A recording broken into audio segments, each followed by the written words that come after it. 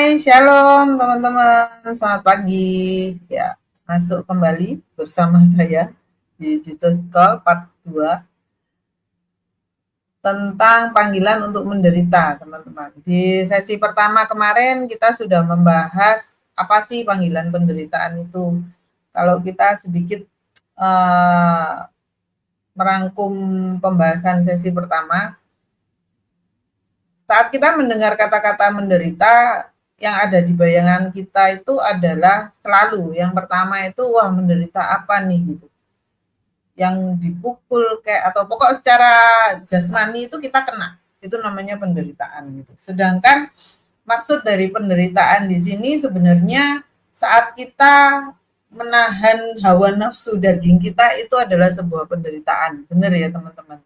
Saat kita punya kebiasaan untuk merokok dan kita harus melepaskan kebiasaan kita itu, yaitu adalah sebuah penderitaan.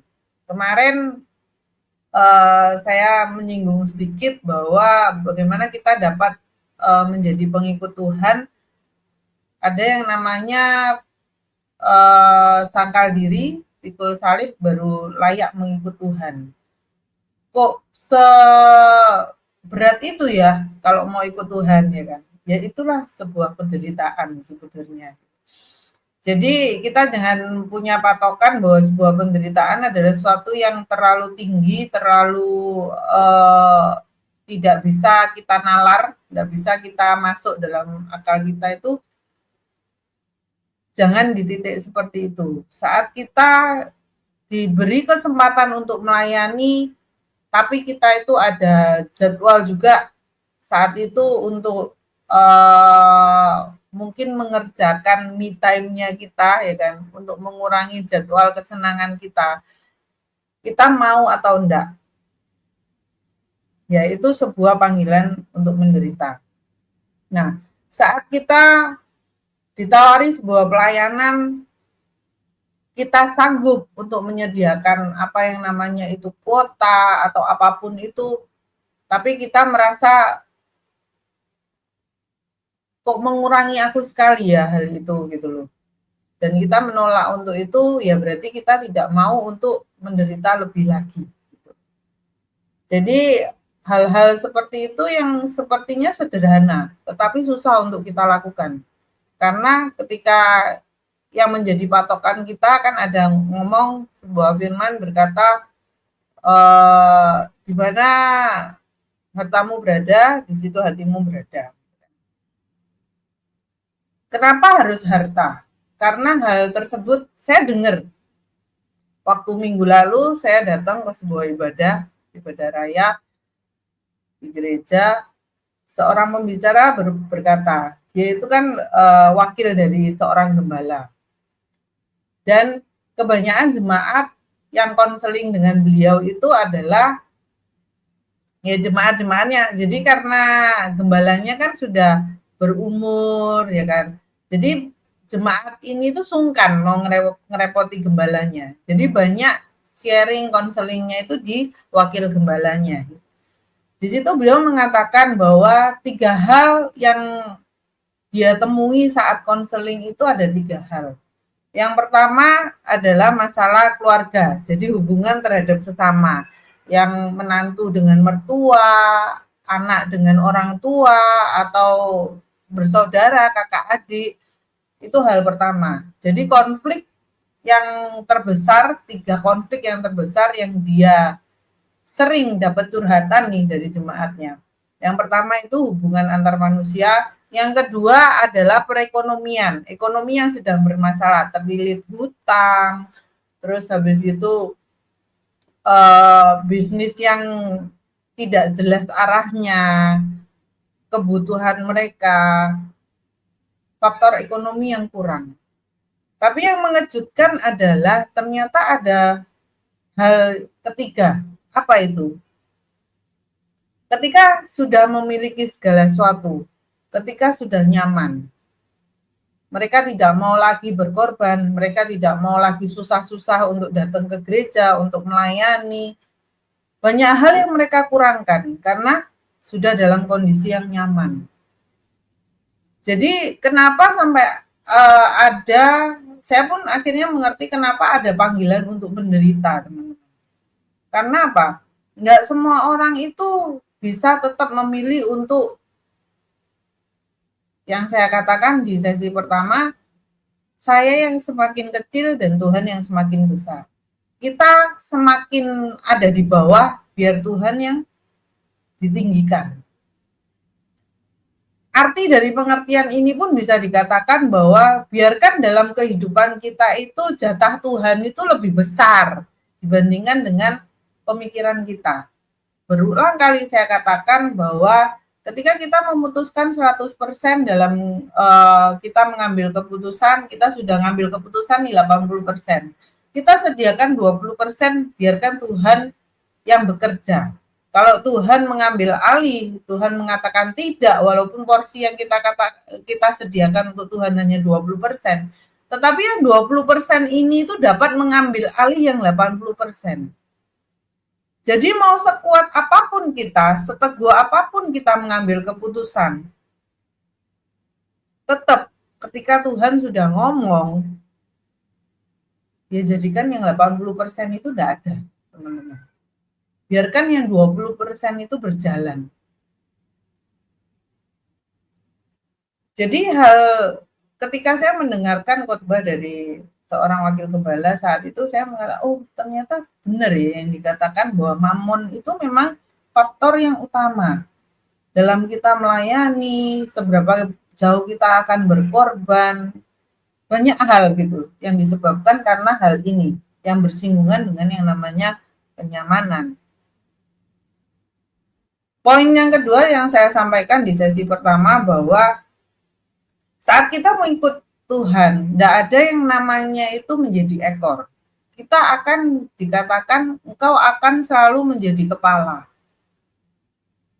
Untuk menjadi seorang kepala tentunya memiliki tanggung jawab yang lebih besar dibandingkan yang lain.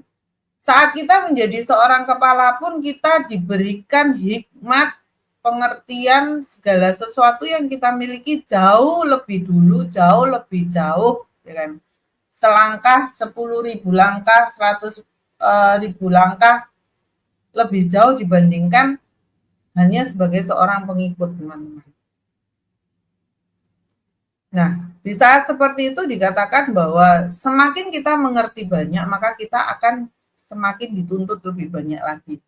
Ketika kita saat fase awal kita mengikut Tuhan, kita mau habis-habisan dengan Tuhan, kita memberikan 80% hidup kita untuk Tuhan, tetapi dengan berjalannya waktu ketika kenyamanan itu datang, keuangan itu melimpah, segala sesuatu yang kita miliki itu sudah ada di genggaman kita, masihkah kita memberikan 80% itu atau kita mengurangkannya? Maka di dalam Tuhan tidak ada yang namanya itu stuck, tetapi yang ada hanya maju atau mundur. Ketika kamu ada di posisi stuck, maka itu adalah sebuah kemunduran. Karena apa? Yang lain terus berlari, teman-teman. Sedangkan kita berjalan di tempat. Berarti itu sebuah kemunduran. Kita akan semakin jarak kita itu akan semakin jauh dengan teman-teman kita yang berlari.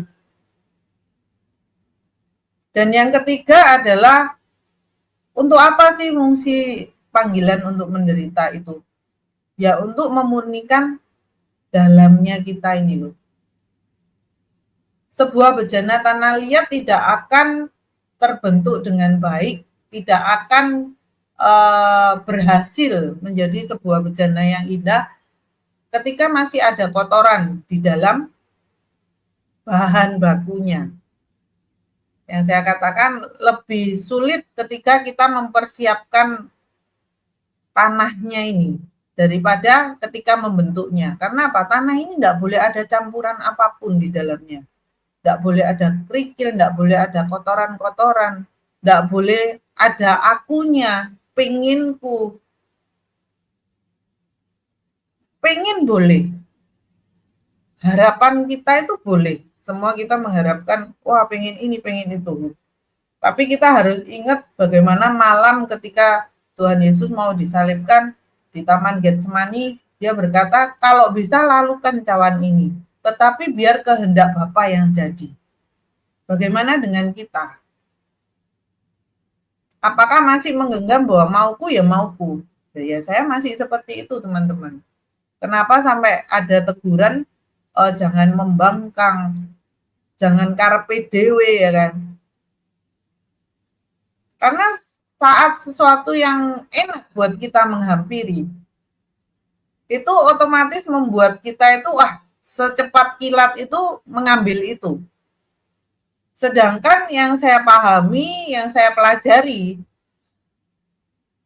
di Smart People ini, pengajaran yang pernah masuk dalam pikiran hati, ya, pendengaran saya, bahwa ketika segala sesuatu yang enak datang menghampiri kita, wah kita jangan keburu-buru euforia, teman-teman. Wah, milikku ini. Tetapi belajarlah untuk menahan diri, ya kan.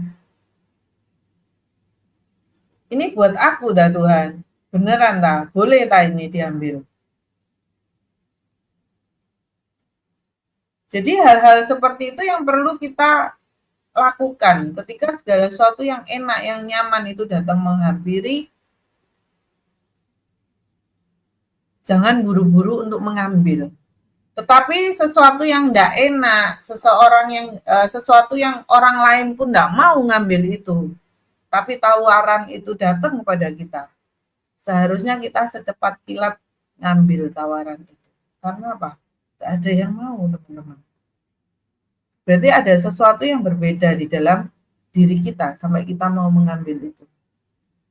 Nah, selanjutnya pada sesi kedua ini apa sih yang mau dibahas? Pada sesi kedua, pada malam hari ini, setelah kita tahu panggilan menderita itu apa, panggilan untuk menderita itu apa, bagaimana sih kita bertahan dalam penderitaan itu? Itu sangat dibutuhkan. Kita belajar dari seorang tokoh, Rasul Paulus. Kita buka ayatnya, Filipi 4 ayat 12-13.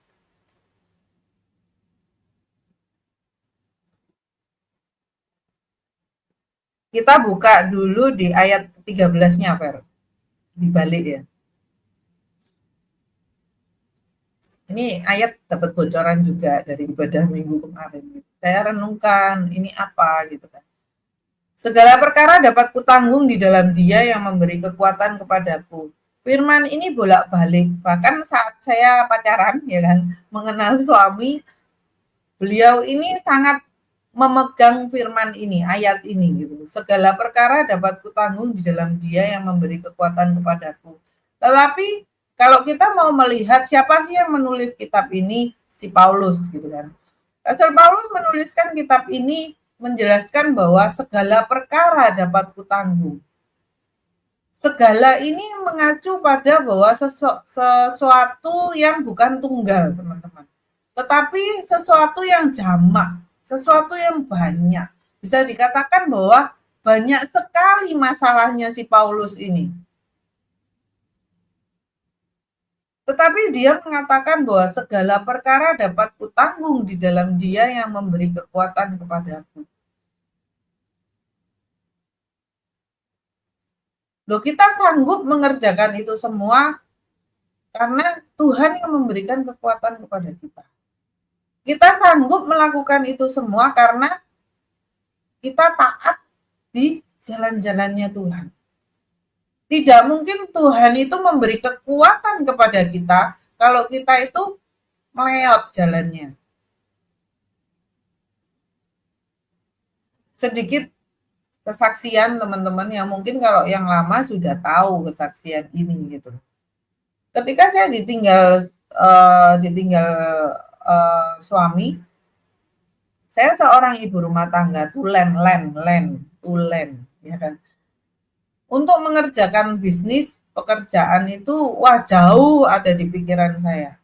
Saya bisa mengerjakan kalau ada seorang yang menuntun saya, kamu harus mengerjakan ini, begini gitu. Itu saya bisa mengerjakan. Tetapi kalau saya memikirkan, bisnis ini harus seperti apa, dibuat bagaimana, itu tuh jauh dari pemikiran saya, teman-teman.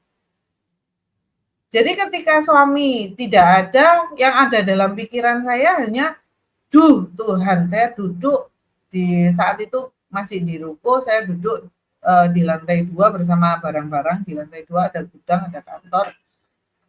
Tuhan, saya harus mulai dari mana? Harus gimana? Barang ini mau diapakan? Aku harus menghubungi siapa? Selalu ada pilihan bahwa saya dilahirkan dari keluarga yang dibilang kaya raya tidak, tapi cukup, lumayan lah gitu. Bisa enggak saya memilih untuk kembali ke keluarga, kembali ke papa mama, kembali ya dengan keluarga lah. Kan sudah sendiri gitu. Saya akan mendapatkan banyak sekali yang dikatakan fasilitas, serba gratis. Tetapi kenapa saya memilih untuk, walaupun saya sadar atau tidak sadar, dan saya yakini bahwa saya sudah memilih untuk, saya sudah berkeluarga, saya punya anak-anak, ya kan. Ada juga keluarga suami yang membantu sedemikian rupa untuk menjaga anak-anak, mengkondisikan, ya kan, supaya saya pun dapat bekerja. Tapi bisa enggak saya memilih untuk kembali saja ke rumah orang tua, akan lebih nyaman. Tapi saya tidak mengerjakannya. Saya memilih untuk, saya gimana caranya, saya akan coba, saya akan semampu saya, sekuat saya, senoraknya saya seperti apa, seapa adanya untuk mengerjakan apa yang bisa saya kerjakan. Apa yang saya tahu tentang proyek? Tidak ada. Apa yang saya tahu tentang marketing dari aksesoris handphone? Tidak ada, teman-teman.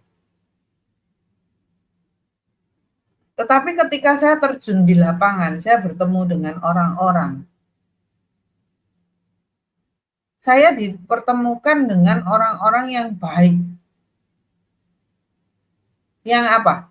Yang sini kamu tak ajari, wis ndak usah bayar, ndak usah apa, aku tak jadi konsultanmu saja gitu untuk mengerjakan proyek ini. Kamu ada apa-apa tanya, kamu kalau ada apa-apa tanya. Mau tentang atap bocor, mau tentang motif seperti apa, pemasangan seperti apa, bayar tukang seperti apa. Saya dipertemukan dengan orang-orang yang baik. Dan saya percaya itu semua dikondisikan karena saya memutuskan dengan benar. Jadi kembali ke firman tadi bahwa segala perkara dapat kutanggung di dalam Dia yang memberikan kekuatan kepadaku. Jadi dikatakan di sini bahwa, loh, aku dapat menanggung itu semua. Karena apa? Karena kekuatan yang dari Tuhan. Bagaimana dapat kekuatan dari Tuhan? Karena saya ada di jalan-jalannya Tuhan.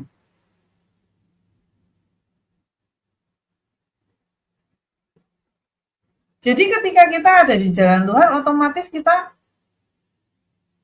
mendapatkan kekuatan yang ekstra itu, teman-teman. Yang saya katakan bahwa segala perkara, bahwa kehidupan kita itu bukan kehidupan yang nyaman-nyaman. Bahkan ada sebuah pernyataan, kalau kamu masih hidup, berarti bersiaplah kamu menemui banyak sekali masalah. Kalau kamu tidak mau bermasalah, ya jangan hidup. Ketika saya bertemu dengan seorang teman saat itu di Jawa Tengah, bagaimana lain kerjaan gitu. Beliau yang mengikuti kami dari kami masih memulai usaha, berhasil bangkrut, ya kan, kemudian bisa nata ulang lagi pekerjaan. Beliau juga yang menolong kami saat kami bangkrut, ya kan. Wah, segala harta benda itu dibeli oleh beliau. Ketika bertemu saya kembali, saat itu dia berkata, gimana kerjaan? Gitu. Ada masalah. Oh, kalau masalah ya tiap hari ada masalah sih Pak, aku ngomong gitu. oh ya benar jawabanmu gitu. Kalau tidak ada masalah berarti kita itu tidak hidup. Jadi bersiaplah ketika dikatakan bahwa segala perkara, Paulus katakan segala perkara, akan banyak sekali masalah kita. Tapi di setiap masalah kita, kita diberikan bukan solusi tiba-tiba masalah itu selesai, teman-teman. Semua ada prosesnya. Dan dalam prosesnya itu kita diberi kekuatan ekstra untuk terus berjalan. Sekalipun aku dalam lembah kelam, ya kan? Ku tak takut sebab kau besertaku. Yang terpenting di saat-saat kita itu ikut dalam panggilan Tuhan ini, bahwa Tuhan itu beserta dengan kita. Itu yang membuat kita itu kuat. Bagaimana supaya Tuhan itu beserta dengan kita? Ya ikutilah jalan-jalannya Tuhan. Kuncinya apa? Ya taat. Jadi pada kesempatan kali ini sebuah pertanyaan buat kita di pagi hari ini, sudahkah kita itu taat? Sudahkah kita itu ada di jalan-jalannya Tuhan? Sudahkah kita itu disertai oleh Tuhan? Karena penyertaannya memampukan kita untuk bertahan di dalam fase penderitaan kita ini loh. Proses kita ini. Mari kita buka dulu sebelum kita ke Filipi 4 ayat 12. Itu karena poin yang kedua yang akan saya bahas nanti. Kita buka dulu di Matius 11 ayat 28 sampai 30.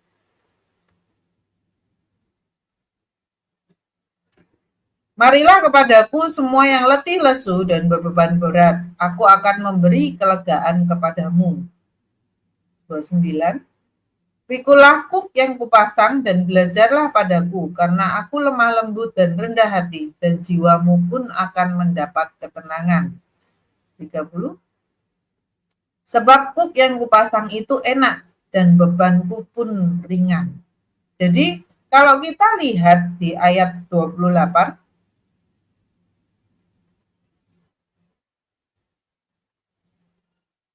Tuhan menganjurkan, Tuhan mengajak, marilah kepadaku semua yang letih lesu dan berbeban berat. Aku akan memberikan kelegaan kepadamu. Ketika membaca ayat ini, tanpa kita tahu selanjutnya, kita akan berpikir bahwa, wah, ketika kita ikut Tuhan, maka semua bebanku itu akan beres. Semua masalahku itu akan selesai. Karena Tuhan memberikan kelegaan. Kan dikatakan yang berbeban berat. Wah, berarti bebanku ini diambil sama Tuhan. Berarti masalah ekonomiku selesai. Masalah hubungan dengan suami istri, hubungan dengan orang tua, mertua, semua itu beres. Kling, seketika itu selesai.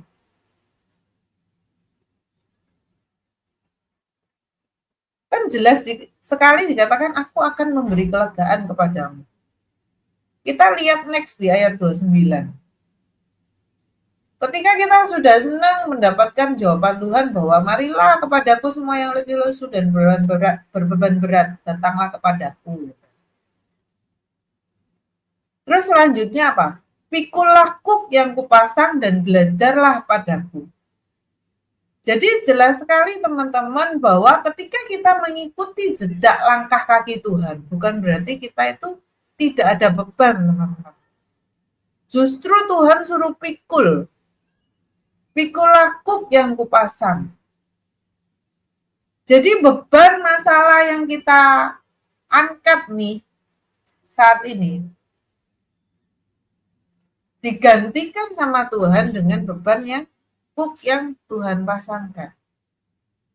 Yang namanya kuk itu akan tetap berat kan? Yang namanya masalah itu akan tetap kerasa, kita akan tetap bergumul, kita akan mikir gimana caranya. Ketika kita enggak punya uang, gimana caranya. Ketika bisnis sedang macet, Tuhan, aku itu harus bisnis apa lagi?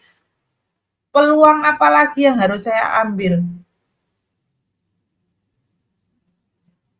Bagaimana hidup saya setahun, 2 tahun ke depan? Loh, itu tetap kita pikul itu, teman-teman. Tetapi dengan cara yang berbeda. Apa berbedanya? Kita tukarkan beban kita dengan hook yang Tuhan pasang sendiri. Di firman dikatakan, jangan pikirkan sesuatu yang melebihi apa yang bisa kamu pikirkan. Pikirkanlah apa yang bisa kamu pikirkan saja. Kesusahan sehari cukup untuk sehari. Besok itu ada kesusahannya lagi. Jadi hal-hal seperti itu yang menjadikan kita bahwa dua ayat ini menjadi panduan kita bahwa hidup menjadi seorang Kristen, hidup mengikuti Tuhan. Bukan hidup yang serta-merta kita punya masalah, kita berdoa, masalah itu selesai. Tidak.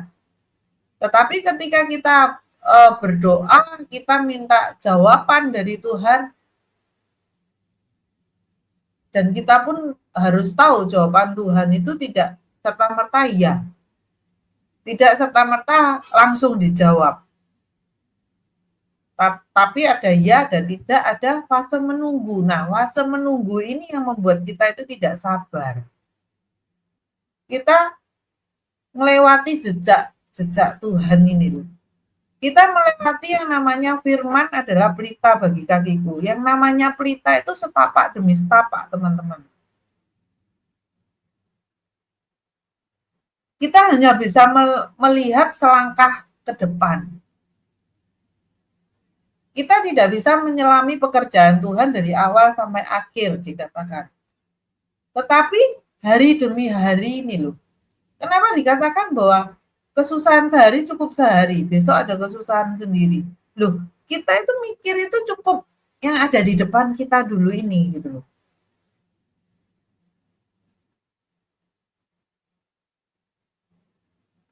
Tetapi kesalahan kita sebagai anak-anak Tuhan adalah di fase menunggu kita itu tidak belajar dari eskalator ya kan. Kita dapat pelajaran itu ya dari senior pastor ya.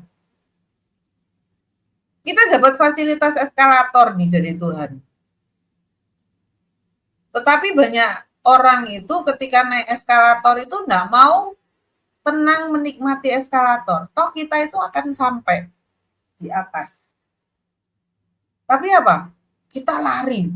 Ya, terus kebentuk kesandung ya kan. Terus kejepit ya kan. Kan banyak kasus nih kejepit eskalator gitu kan. Kita berusaha membantu Tuhan supaya tujuannya itu segera tercapai. Sedangkan Tuhan itu mau kita menikmati proses itu. Toh kita itu nyaman, dikasih enak, tidak kekurangan. Bagi semua orang yang mendengarkan saat ini, kalau kita ngomong kehidupan kita itu serba kekurangan. Yang dikatakan burung di udara pun Tuhan pelihara.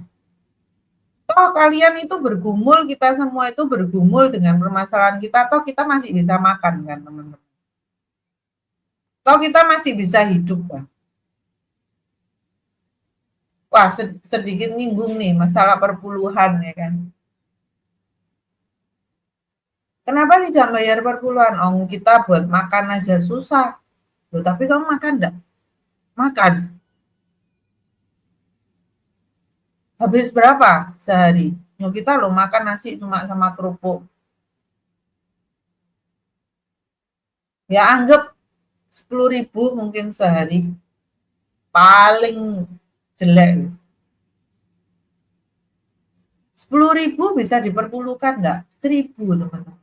Bukan perkara nominalnya berapa. Kita ingat janda di Sarfat yang memberi di kotak persembahan. Bukan nominalnya Tuhan katakan.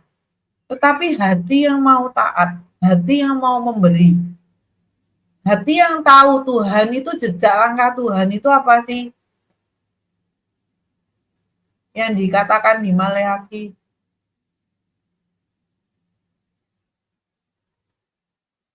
Jadi hal-hal seperti itu yang kita harus pahami bahwa ketika kita berjalan bersama Tuhan, kita harus tetap mikul beban itu, beban yang dari Tuhan, bukan beban yang menurut pemikiran kita, bukan beban dengan cara kita. Ada saatnya Tuhan kasih kita untuk waktu untuk menikmati. Ada saatnya waktu kita itu, wah sedang terhimpit, kita itu harus mengikat pinggang. Ya kita ikuti jalannya, alur cerita yang Tuhan buat dalam cerita hidup kita. Di ayat 29, Tuhan kasih bekal kita apa? Pikul lakuk yang kupasang dan belajarlah padaku. Kita disuruh belajar sama Tuhan. Bagaimana proses pembelajaran kita kalau kita itu nggak pernah baca firman? Bagaimana proses belajar kita kalau kita itu nggak pernah denger-dengeran, kita nggak pernah dengerin firman, nggak pernah dengerin khotbah, kita nggak pernah duduk tenang, diem, denger Tuhan ngomong apa enggak. Saya sering kali berkata bahwa, Pak, kok saya kalau dibangunin doa pagi jam 3, kadang dibangun jam 2, kok enggak dapat apa-apa ya? Tuhan diem aja gitu. Berarti salah ini rasanya jam doanya. Ada kalanya ketika, dan sering sekali ketika kita dibangunkan untuk berdoa, kita sibuk untuk mencari suara Tuhan. Atau justru kita sibuk untuk minta ini, minta itu. Terlalu sibuk dengan kepentingan kita sendiri dan tidak mendengar suara Tuhan. Jadi saya di fase sekarang bingung. Tuhan, Engkau tahulah apa yang aku inginkan gitu. Yang saya doakan juga sama, kekhawatiran, ketakutan juga sama, ya kan. Kadang-kala dibangun, ya enggak harus Tuhan itu berbicara. Dengan kita duduk diam, kita nurut ketika dibangunkan untuk berdoa, yaitu sebuah nilai plus. Kita itu sudah taat, kita mau sabar, kita mau menanti-nantikan Tuhan. Karena dikatakan di firman, orang yang menanti-nantikan Tuhan akan memperoleh kekuatan yang baru. Tidak ada dikatakan bahwa orang yang menanti-nantikan Tuhan, terus Tuhan berfirman, maka kita memperoleh kekuatan yang baru. Tidak ada, teman-teman.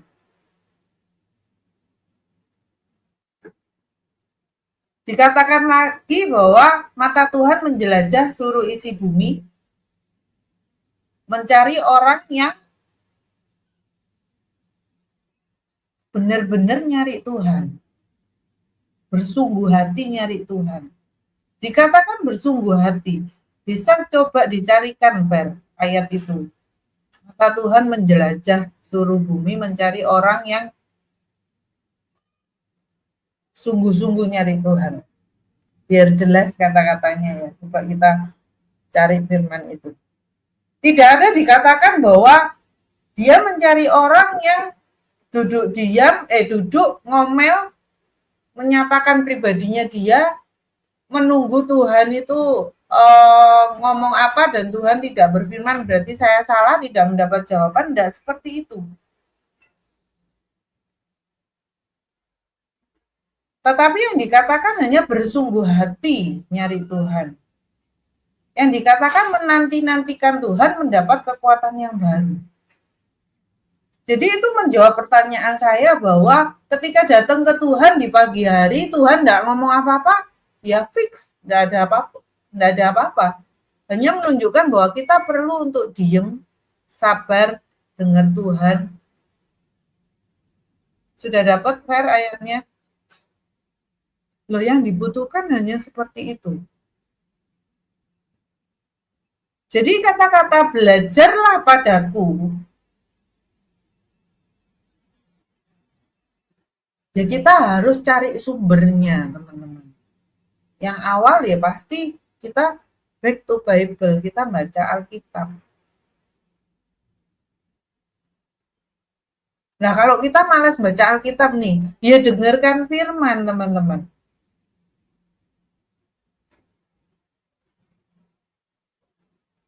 Nah, ini ayatnya. Karena mata Tuhan menjelajah seluruh bumi untuk melimpahkan kekuatannya kepada mereka yang bersungguh hati terhadap Dia. Jadi dikatakan bahwa Dia melimpahkan kekuatannya kepada mereka yang bersungguh hati terhadap Dia. Makna bersungguh hati itu apa? Karena jawaban Tuhan menjawab, karena kita ngomel lagi sama Tuhan, enggak. Tuhan lihat hati kita. Ketika kita nunggu Tuhan mau ngomong, enggak ngomong. Pokok saya absen sama Tuhan pagi itu, Tuhan, ini loh, aku serahkan hari ini ke tanganmu. Kalau enggak ada Tuhan, aku enggak ngerti hariku ini seperti apa. Hanya sesederhana itu, teman-teman.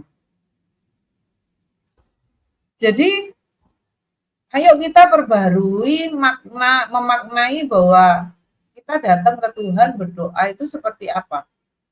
Karena dikatakan di firman bahwa Tuhan mencurahkan kekuatannya kepada orang yang bersungguh hati. Tuhan memberikan kekuatan yang baru kepada orang-orang yang menanti-nantikan Tuhan. Jadi yuk pada pagi hari ini kita maknai itu dengan makna yang benar, bahwa apa sih belajar padaku itu? Ya ayo kita mulai lagi membaca firman, mendengarkan firman. Kalau kita malas membaca firman, yuk mendengarkan firman lah minim. Karena apa? Ya sama dengan kita baca, ketika kita mendengarkan senior pastor kita, mendengarkan Bu Indri, mendengarkan siapa lagi, Pak Jeffrey, mendengarkan siapa lagi.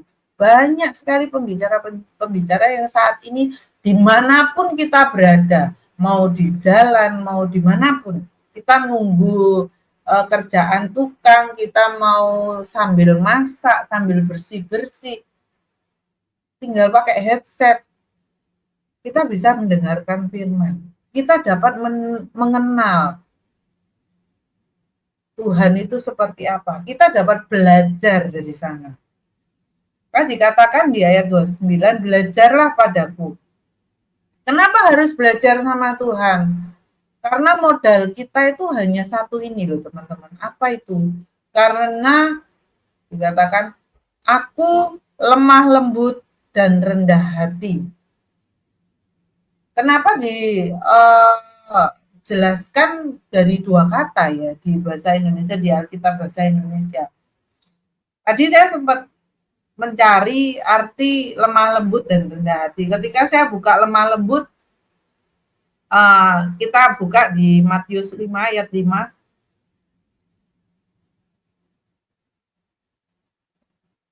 Matius 5 ayat 5. Berbahagialah orang yang lemah lembut, karena mereka akan memiliki bumi. Selanjutnya Mazmur 37 ayat 11. Tetapi orang-orang yang rendah hati akan mewarisi negeri dan bergembira karena kesejahteraan yang berlimpah-limpah.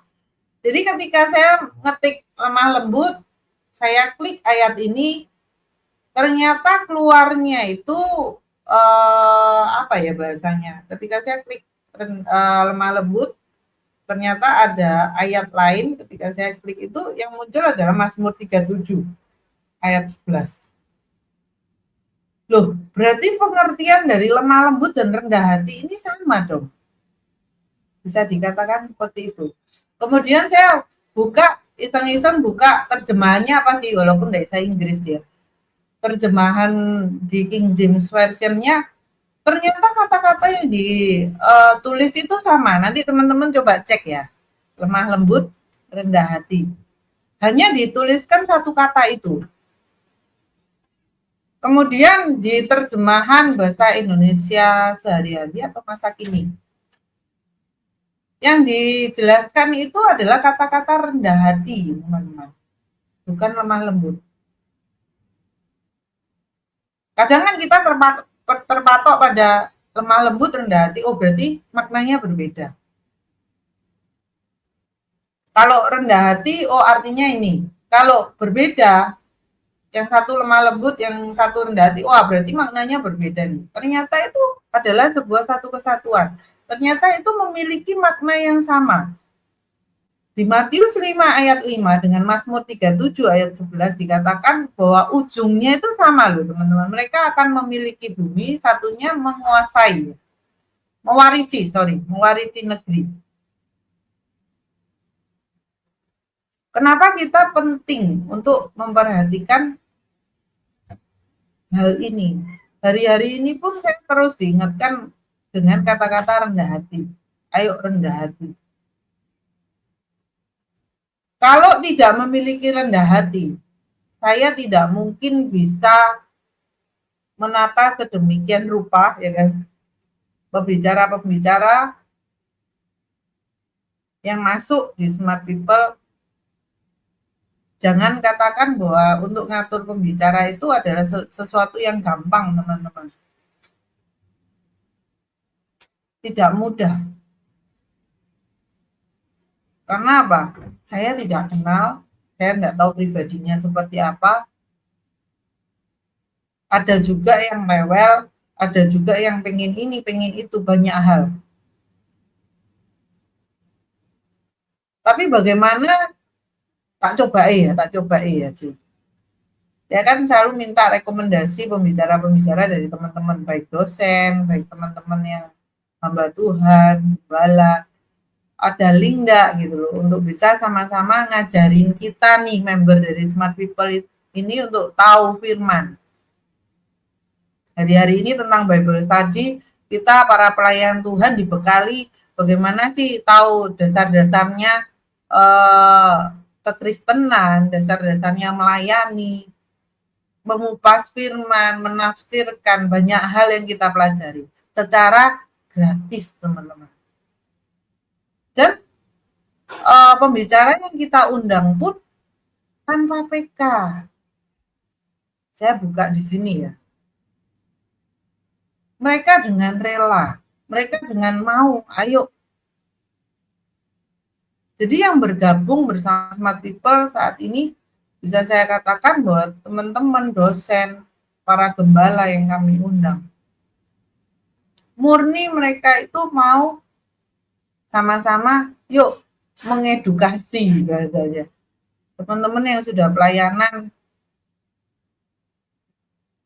untuk ngerti dasar-dasar fondasinya ketika kita itu mau menafsirkan, ketika kita itu mau berbagi firman. Setidaknya enggak ngawur gitu loh. Ya puji Tuhan gitu. Kenapa pentingnya sebuah kata rendah hati gitu. Jadi bagaimana kita bisa bertahan dalam setiap masalah kita, dalam penderitaan kita. Yang pertama tadi sudah kita pelajari bahwa kita harus ada dan tahu bahwa Tuhan itu menyertai kita dengan kita mengikuti jejak langkahnya Tuhan. Dan yang kedua, yang tidak kalah penting, kita itu harus rendah hati. Karena dalam masalah kita, dalam apapun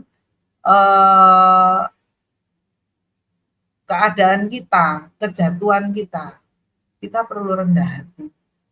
Ketika kamu sudah gagal tapi masih tinggi hati, siapa yang mau menolong kamu? Tidak ada. Saya diingatkan ketika bisnis suami bangkrut, saat itu kami jadi sales perhiasan. Terus perhiasan ini itu dicolong sama sales. Kami itu kan sales ya kan. Terus merekrut temen lah, sudah deket untuk sama-sama kita nyeles. Ternyata barang itu tuh lenyap. Dan yang disalahkan siapa? Ya tentunya kami. Karena kami yang berurusan sama orang yang memberikan modal ini. Ketika kami datang, menyerahkan nyawa kami, ya kan, aku barangnya hilang, aku itu enggak ngambil, ya kan. Ini diambil oleh sales, gini, kita menjelaskan. Di saat seperti itu, dan wajar sekali ketika orang itu sudah mempercayakan sesuatu dan kita lalai, otomatis pasti ada caci maki di dalamnya. Bahkan sampai ada ancaman mau dipolisikan segala macam.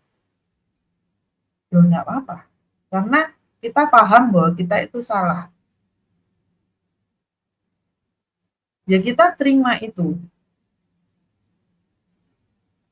Sampai akhirnya kita berjanji bahwa kita akan melunasi hutang itu. Yang saat itu kita berpikir bahwa tidak mungkin kita itu bisa melunasi, entah itu utang itu akan lunas mungkin 5 tahun atau berapa tahun kemudian kita itu. Dari ya kita tidak punya pekerjaan apapun saat itu. Kita jualan apa? Jualan pecel, jualan minyak gosok, jualan donat. Semua kita jual saat itu. Sampai akhirnya dapat bidang pekerjaan baru lagi. Yang membuat kita itu dapat nyicil, teman-teman.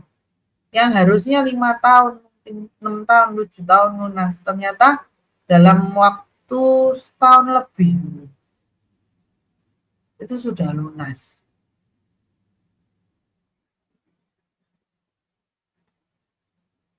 Jadi bisa enggak sih, ya kan? Pertanyaan ini pun sempat keluar ketika seorang yang saya ceritakan tadi, seorang wakil gembala bersaksi, bisa enggak sih Tuhan itu melunasi hutang kita itu dalam waktu singkat? Memperbaiki perekonomian kita itu dalam waktu yang harusnya 10 tahun jadi setahun. Ternyata sangat bisa loh. Kalau kita ada di jalan-jalannya Tuhan. Kalau kita taat apa maunya Tuhan. Kalau kita mau menanggalkan beban kita ini digantikan dengan hook yang Tuhan pasang.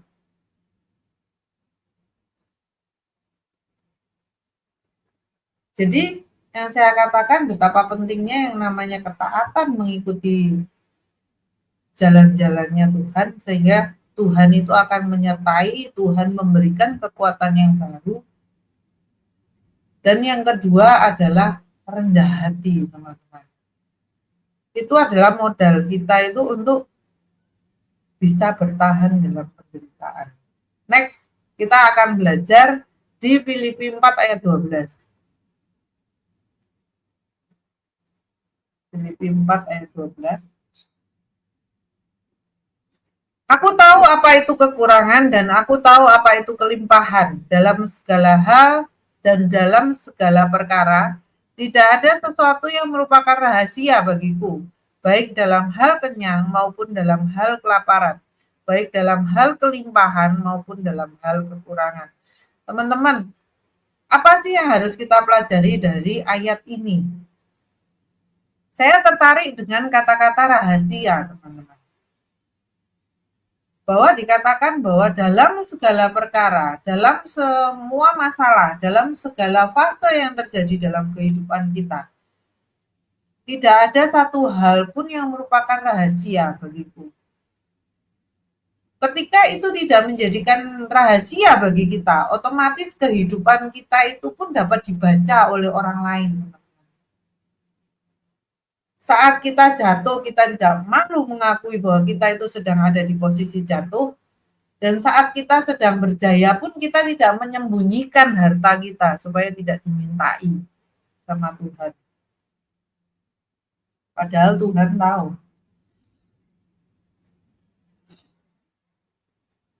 Ketika kita ada dalam kekurangan, ketika kita sedang susah, sering kita itu memakai baju kelimpahan, kita memakai baju penampilan kita dikaya-kayakan, nggak mau orang itu memandang kita rendah, apakah itu yang disebut dengan rendah hati? Justru di sini Paulus menyatakan diri bahwa tidak ada satupun yang rahasia. Kekurangan dia pernah, kelimpahan pun pernah.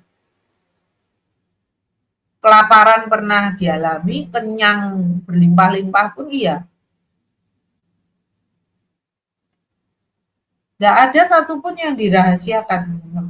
Ya yuk kita cek dalam diri kita, di dalam setiap peristiwa kehidupan kita, apa yang menjadi rahasia. Karena ketika kita memiliki rahasia itu, kita tidak akan memperoleh apa yang dikatakan ketenangan. poin selanjutnya di Matius 11 tadi ayat 29. Belajarlah daripadaku, aku lemah lembut dan rendah hati. Selanjutnya, dan jiwamu pun akan mendapat ketenangan. Kita tidak akan tenang, teman-teman, ketika kita masih menyimpan sebuah rahasia. Apalagi rahasia itu adalah borok dalam hidup kita. Yang keren bahasanya itu adalah black hole, lubang gelap dalam hidup kita. Setiap orang punya sisi gelap itu. Setiap orang itu tidak kebal terhadap dosa. Bahkan dosa kita pun dari semenjak kita kecil dilahirkan procot ya kan, itu akan tetap membayangi kita. Kenapa dikatakan bahwa iblis itu menanti seperti singa yang mengaum-ngaum, mengintai. Dia ada di sana, baik di saat kamu senang, baik di saat kamu menderita, baik di saat kamu sedang berdosa tentunya, atau Anda itu sedang holi-holinya, sedang maksimalnya melayani Tuhan. Dia paling tahu celah gelapnya kita itu seperti apa. Jadi jadilah manusia yang membumi, teman-teman. Jadilah manusia yang dia tahu bahwa kita itu kalau tanpa Tuhan, tanpa anugerah dia yang menyelamatkan, tanpa kasih karunia Tuhan yang membuat kita dapat melayani, tapi kita masih kesi-kesi. Kita masih jual mahal.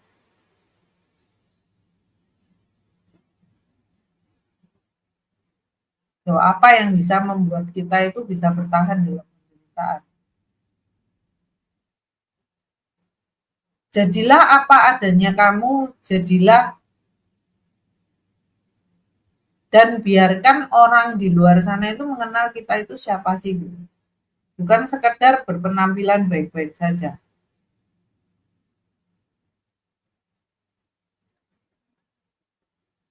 Orang yang paling menang dan dapat menang di kehidupannya adalah orang yang mengerti sekali bahwa kelemahan dia itu apa. Justru karena dia mengerti kelemahannya, maka dia tahu, nah, kalau aku mengerjakan ini, kalau aku buka celah di sini, maka brudukan itu iblisnya itu akan masuk. Ketika saya tahu bahwa ketika saya menyusun jadwal dengan benar, ketika saya mengerjakan kewajiban saya dalam melayani, ketika saya mengerjakan kewajiban saya sebagai seorang pekerja yang menghidupi keluarga, maka kita semua, saya akan selamat, saya ada di jalan yang benar. Tapi ketika kita sudah tidak mengerjakan kewajiban kita, kita teledor, maka kacaulah kehidupan kita. Kita tidak akan diberi yang namanya ketenangan, kita tidak akan diberi yang namanya kekuatan untuk menghadapi hari-hari kita. Jadi pada kesempatan pagi hari ini, yuk kita pahami dan tahu betul bahwa kita semua itu pasti melalui proses. Kita tidak bisa menolak proses, kita tidak bisa lari dari proses. Kalau kita mau bertumbuh, kalau kita mau ngikut Tuhan, tidak ada jalan lain, teman-teman. Kalau kamu mengikuti Tuhan, ya kamu harus sangkal dirimu, itulah penderitaan. Kamu harus pikul salibmu. Baru layak mengikuti Tuhan. Jelas sekali firman itu dikatakan. Jadi kalau kita tidak mengerjakan itu, maka ya segala sesuatu yang ada dalam kehidupan kita hanya ada kekhawatiran, ketakutan, ketidaktenangan. Kita sibuk membantu Tuhan untuk mencapai apa keinginan kita. Sedangkan keinginan kita itu belum tentu sesuai dengan keinginan Tuhan, harapannya Tuhan. Yang baik buat kita belum tentu benar. Tetapi kalau itu benar di hadapan Tuhan, pasti itu baik buat kita.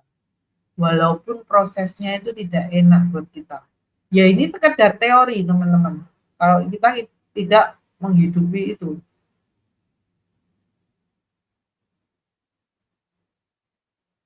Jadi yuk, inilah rahasia-rahasia yang dibukakan pada kesempatan pagi hari ini. Bagaimana kita itu dapat bertahan dalam penderitaan. Ya jadilah taat, mengikuti jalan-jalannya Tuhan. Itu yang pertama. Kedua apa? Yuk rendah hati, yuk. Rendah hati saat apapun keadaan kita. Baik kita itu sedang berkelimpahan, baik kita itu sedang berkekurangan. Tetap rendah hati.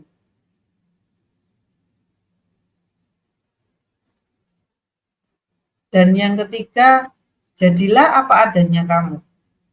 Bahwa tidak ada rahasia apapun dalam kehidupan kita. Saya pelajari dari seorang teman, Pak, kakak, apapun itu sebutannya, bahwa tidak ada satupun hal yang tersembunyi dalam kehidupannya saat dia memberitakan Injil. Jadi semuanya itu dibuka, teman-teman. Baik kehidupan rumah tangga, baik kehidupan ekonomi, kehidupan hubungan dengan anak. Bahkan saat beliau jatuh pun, kita semua tahu itu, tahu peristiwa itu.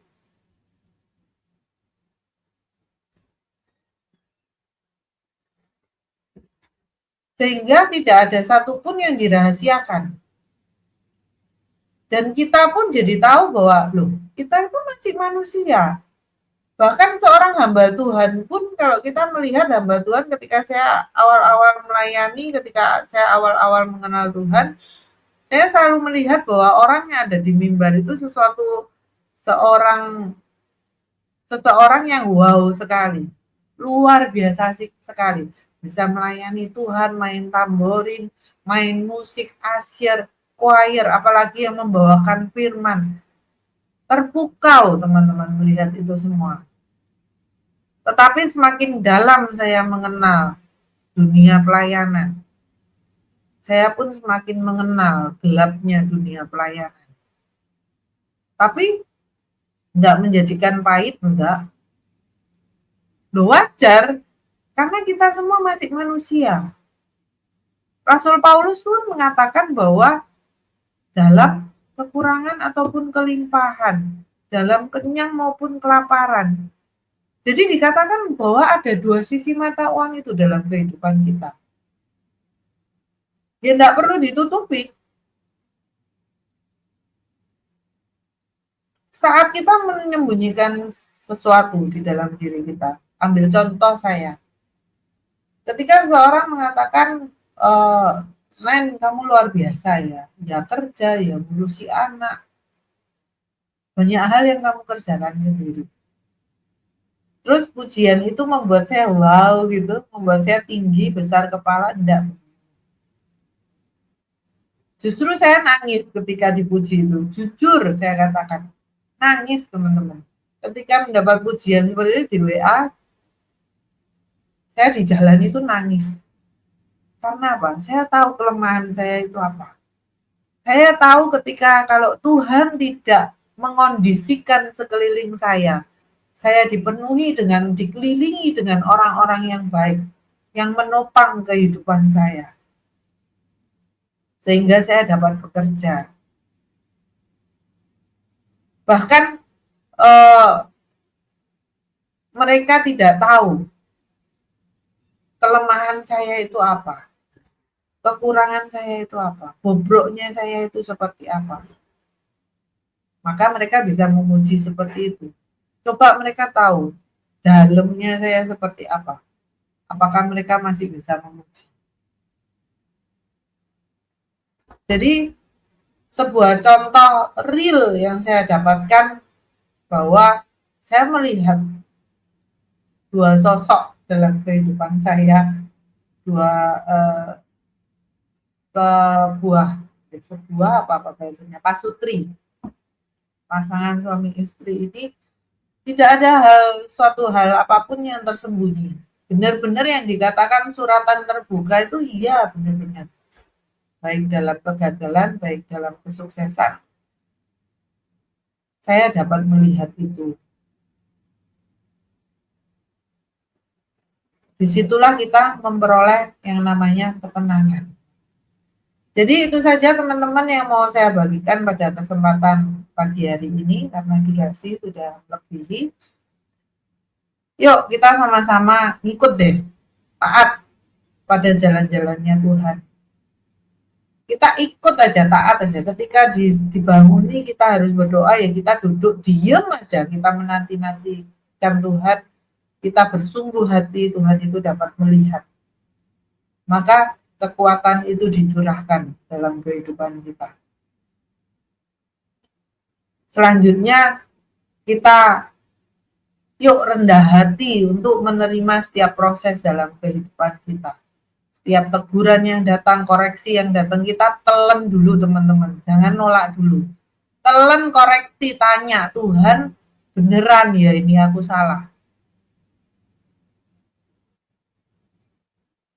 Dan yang ketiga, jadilah suratan terbuka. Jadilah apa adanya kamu. Kalau kamu sedang gagal, ya jangan pernah bermuka-muka menjadi orang yang baik-baik saja. Takut tidak dihargai. Itu saja teman-teman. Selamat pagi, selamat beraktivitas. Tuhan Yesus memberkati. Shalom.